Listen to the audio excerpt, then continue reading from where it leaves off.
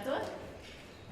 So my question is, why should we trust the judges with a written constitution?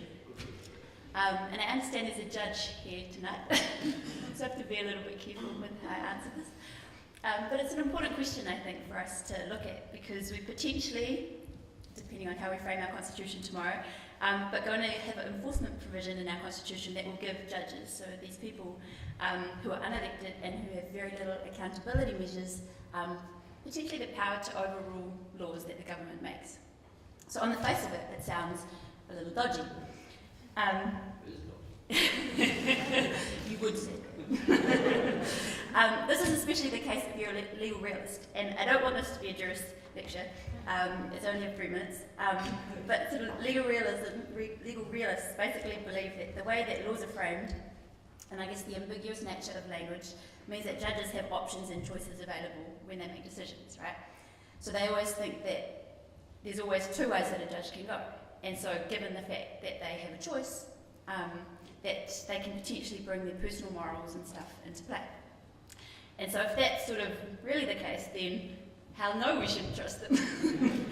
But however, ultimately, I'm sort of going to quickly argue that I think that although that, yes, there's a risk in giving judges this sort of power, and it in large part depends on how prescriptive we are and how much room we give judges to move in the language that we use in our constitution.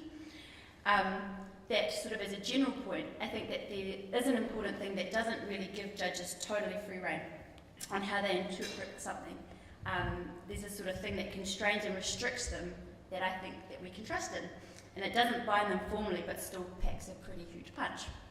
What's this magical force, you ask? I think the biggest thing that constrains judges is simply the culture and institution of the judging job. And it's a really boring answer to sort of this question.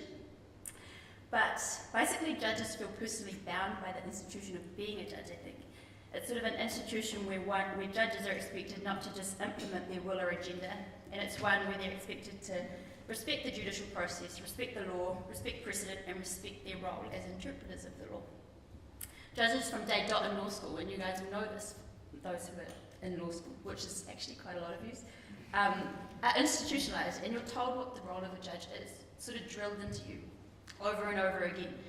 In every case when you're a practitioner, it's drilled into you again and again and again. So even outside the legal actual institution, judges are respected by people.